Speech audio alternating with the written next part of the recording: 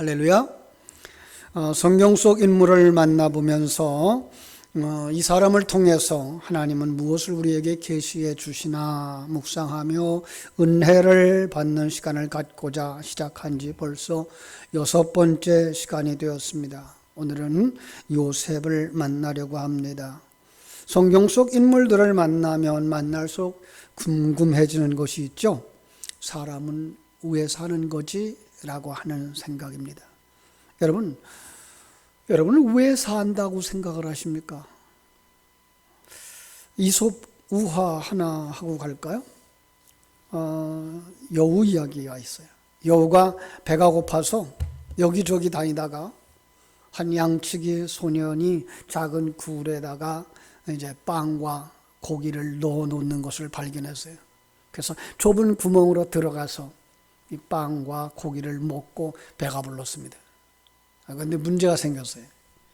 배가 부르니까 이제 굴에서 나올 수가 없게 된 거예요. 이제 이 소년에게 잡히면 죽겠구나 생각한 여우가 큰 소리를 내서 울기 시작합니다. 그러자 지나가던 다른 여우가 밖에서 안에 있는 여우한테 말합니다. 울 거 없어. 배가 등가죽에 붙으면 다시 나올 수 있어. 여러분, 이솝은 왜 이런 이야기를 만들었을까요? 저는 이 이야기를 생각하면서 인생이라는 것이 그렇다고 말하고 싶어 하는 것 같다는 생각이 들었어요. 마음껏 욕심을 부려도 결국은 빈손으로 죽는 것이 인생이라는 것이죠. 결국 죽으면 아무것도 아닌 것이 인생이다. 죽음 앞에서 인생은 물거품처럼 사라져버린다. 세상 사람들이 가진 가치관이죠. 여러분, 죽음 앞에서 물거품처럼 사라질 인생들이라면 이 세상을 어떻게 살아야 될까요? 창세기도 우리가 이렇게 펼치면 처음에 대단한 그 장면이 펼쳐지죠. 하나님이 천지 만물을 창조하시는 모습, 그 천지 만물을 창조하시는 하나님의 그 위대함. 그러나 인간의 어리석음이 하나님의 그 전능하심에 도전함으로 말미암아 타락하고 말았다는 것. 그리고 이 땅에 살아가는 사람들의 죽음의 이야기가 나옵니다. 이 창세기 5장에 가보면은요, 사람들이 다 죽어요. 아담도 죽고, 그죠? 셋도 죽고. 물론 거긴 930살도 살고 910살도 살고, 에녹스 같은 경우는 이제 905살 살았다 그러고, 제일 오래 살았다고 하는 무드셀라는 969살까지 살고 죽었다 그래요. 그런데 5장에 보여주고 싶은 건 뭐예요? 이 땅에 태어난 사람들은 다 죽더라라는 얘기예요.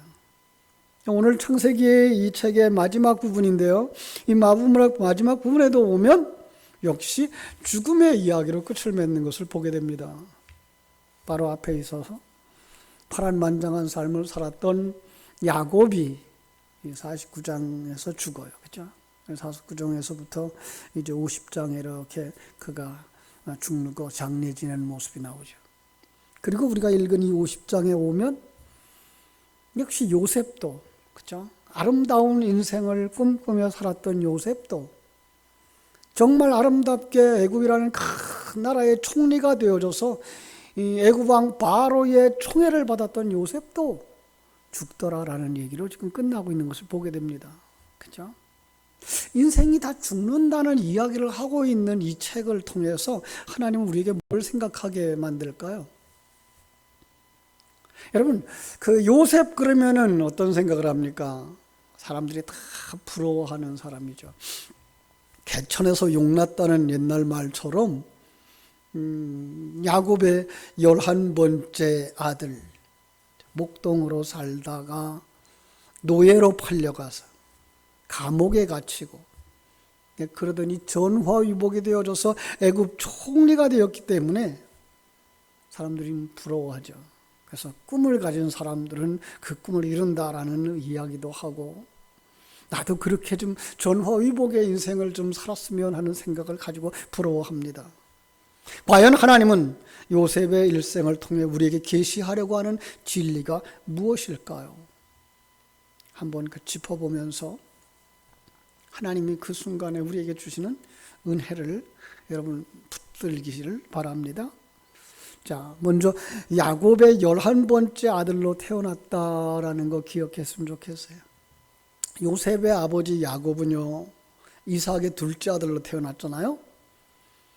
지난주 말씀처럼 쌍둥이로 태어난 형 에서의 그 장자의 명분을 빼앗고 축복까지도 빼앗은 까닭에 생명의 위협을 느끼자 어머니가 그 외삼촌 집으로 피난을 보내죠. 그래서 외삼촌 그 라반의 집으로 피하여 가요. 근데 거기서 외사촌 그 라헬을 사랑하게 되고요. 레아와 짝이 되어진 그런 과정 속에서 14년 동안을 봉사하는 조건으로 라헬과 레아를 한꺼번에 취하는 사람이었죠. 그리고 자식 낳는 경쟁을 하다가 자식을 12이나 낳는, 아들 12, 딸 하나를 낳는 이런 사람이었어요. 그죠? 자, 이 라헬은 맨 마지막에 가서 아기를 낳아요.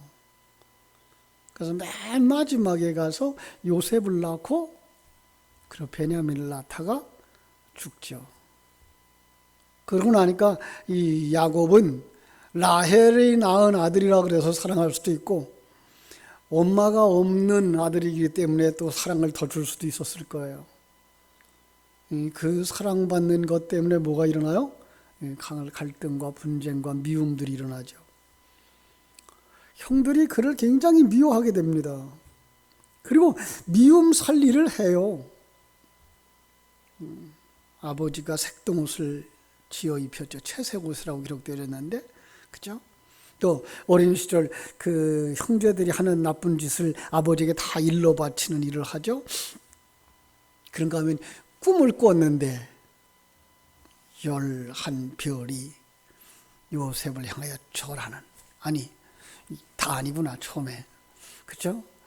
들판에 나가서 곡식을 베는데 곡식 벤 단들이 요셉의 단은 일어서고 형들의 단이 머리를 숙여서 절하는 이야기를 합니다. 그 이야기를 들은 형들이 좋았겠어요. 그것 때문에 더 미워하죠.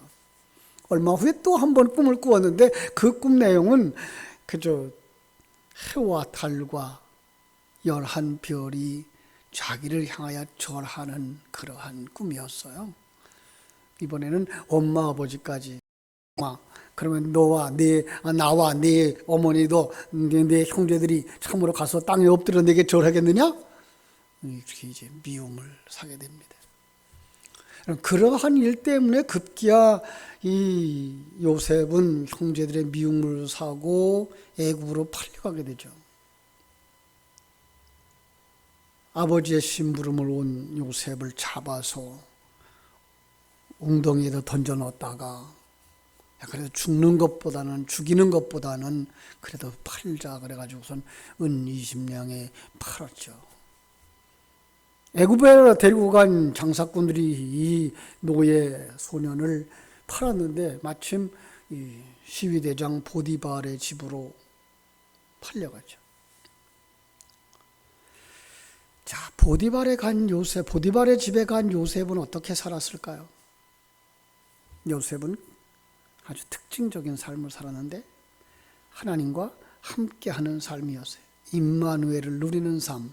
그래서 그의 삶의 모두가 다 성경은 형통하였더라라고 말씀하고 있죠. 그는 정말 신실한 믿음의 사람의 모습을 보여주고 있는데요.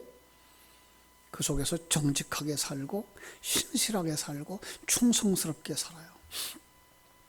보디발의 마음에 들어서 가정 총무가 됩니다. 또 그 요셉을 인하여서 그 보디발의 가정이 복을 받아요. 형통하죠. 그런데 문제가 또 생겨났습니다. 이 보디발의 가정에 이 젊은 아내가 요셉을 유혹하는 거예요. 요셉은 믿음의 사람으로 절대 거절하죠. 그죠? 그 보디발이 이 가정 속에서 내게 다 허락하였지만 허락하지 아니한 것이 하나 있는데 그게 바로 당신입니다. 난 주인한테 범죄할 수가 없습니다. 피하여 도망갔는데 그 옷자락을 붙잡아 가지고 옷이 벗겨져서 그게가 빌미가 돼 가지고 이제 겁탈하러 들어왔다라는 억울한 누명을 씌워 가지고 이제 감옥에 던져지게 됩니다. 여러분, 감옥에 들어간 요셉은 어떻게 살았을까요? 감옥에 들어간 요셉은 그 감옥 속에서도 역시 정직하게, 신실하게, 충성스러운, 그리고 임마누엘 누리는 사람으로 살아갑니다. 이게 바로 하나님의 사람들이죠. 이게 성도들이죠. 성도들은 언제나 어디서나 임마누엘을 누리며 정직하고 신실하고 충성스럽게 살아야 할 줄로 믿습니다. 하나님이 그 전옥에 그 은혜를 베풀어서 옥중 재반 사물을 요셉에게 맡길 정도가 되었다. 이렇게 이야기를 합니다. 거기서 하나의 사건이 또 일어나죠. 아마 바로 왕에게 미움을 샀던 두 사람이 있었던 것 같아요. 어떤 일로 말미암아서 이 사람들이 다 감옥에 들어옵니다.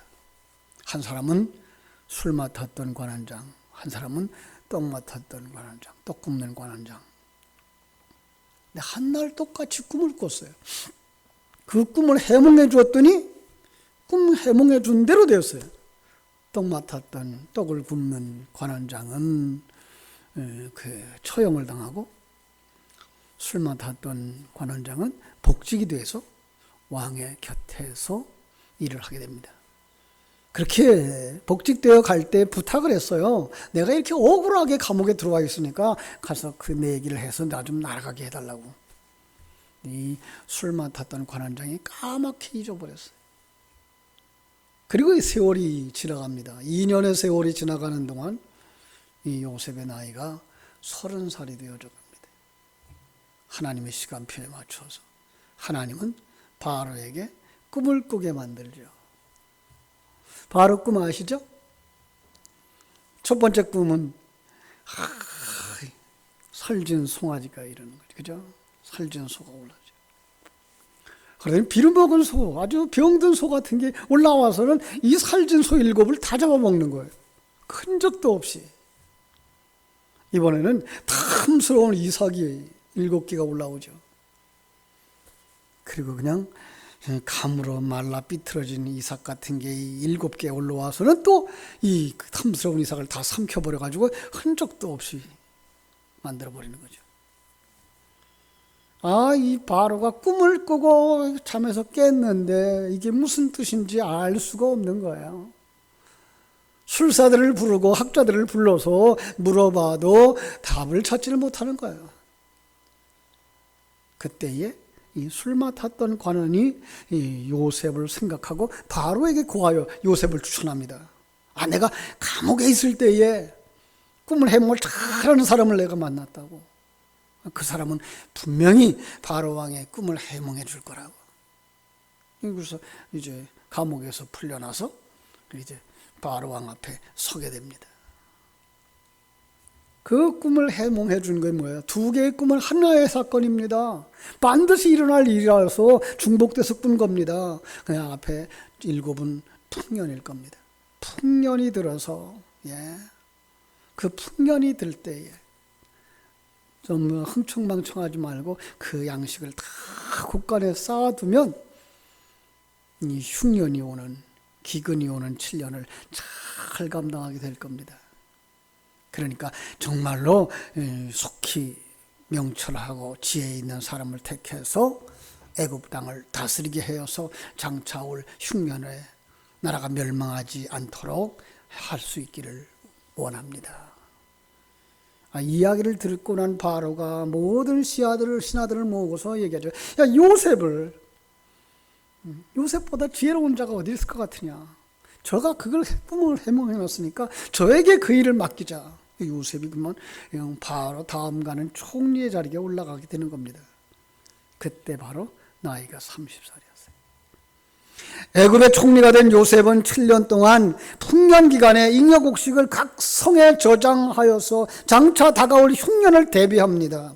이때에 요셉은 애굽에서 결혼해서 2 아들을 낳게 되는데 그게가 이제 큰아들이 므낫세고 작은아들이 에브라임이었습니다. 7년의 흉년이 끝나자 풍년이 끝나자 정말로 흉년이 오기 시작했습니다. 애굽 전국에 큰 흉년이 들어서 여기저기 아우성입니다. 요셉은 모든 곡간을 열어서 백성들에게 필요를 따라 곡식을 매매하여 굶주린 자가 없게 합니다. 기근이 점점 심해지자 각국 백성들이 곡식을 구하기 위해서 애굽으로 옵니다. 돈을 가지고 오고 짐승을 가지고 오고 그 다음에 땅 갖다 주고, 그렇죠? 한편 야곱은 어떻게 됐을까요? 야곱과 그 형제들, 그들도 이 기근 속에서 애굽을 오게 됩니다. 그리고 요셉을 만나게 되고 그 과정 속에서 이제 형제들이 다 애굽으로 이사를 하게 되었던 것을 우리는 압니다. 그죠? 야곱이 요셉이 살아있다는 그 소식을 듣고 요셉을 보고 싶어서, 그죠? 수레를 타고 애굽으로 향합니다. 도중에 브엘세바에서 하나님께 희생을 드리면서 하나님 앞에 묻습니다. 그랬더니 하나님이 야곱에게 나타나 말씀하십니다. 애굽에 내려가기를 두려워하지 마라. 내가 거기서 너로 큰 민족을 이루게 하리라. 내가 너와 함께 애굽으로 내려가겠고 정녕 너를 인도하여 다시 올라갈 것이며 요셉이 그 손으로 내 눈을 감기리라. 아버지 일행이 당도했다는 소식을 듣고 요셉이 고센 땅까지 마중을 나가서 아버지를 영접합니다.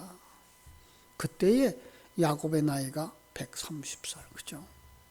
애굽에 이수하여서 17년 만에 야곱은 나그네 세월을 마치고 유언으로 자기 아버지, 그죠?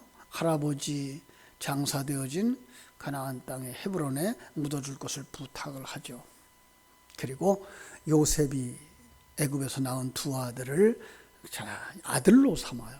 그래서 이제 그 요셉 대신에 두 사람의 이름이 12지파 속에 들어간 것을 우리가 알 수가 있습니다. 야곱, 파란만장했던 인생은 끝났고, 그리고 요셉은 바로에게 아버지의 유언을 구하고 허락을 받아서 가나안으로 올라가서 장례를 치르고 내려옵니다. 자, 그리고 나서 오늘 본문입니다. 애굽으로 돌아온 요셉은 형제들을 돌보았어요. 죽기 전까지 하나님께서 야곱에게 약속하신 그 말씀을 상기하면서 자손들에게 맹세케 하였죠. 그렇죠? 그런데 형제들이 굉장히 두려워하죠. 왜요? 아버지 때문에 우리에게 복수하지 않았을지도 몰라. 그러니 아버지의 이름을 빌어서 용서를 구하자.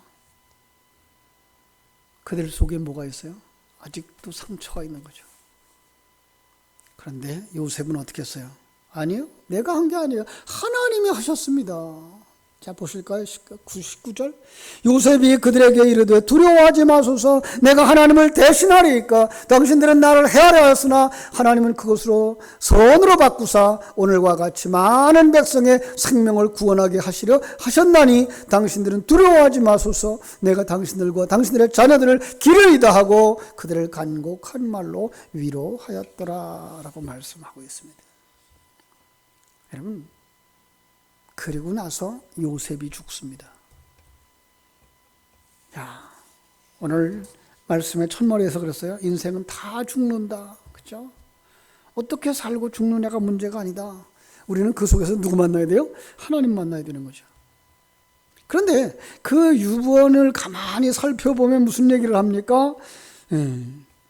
내 해골을 메고 올라가라.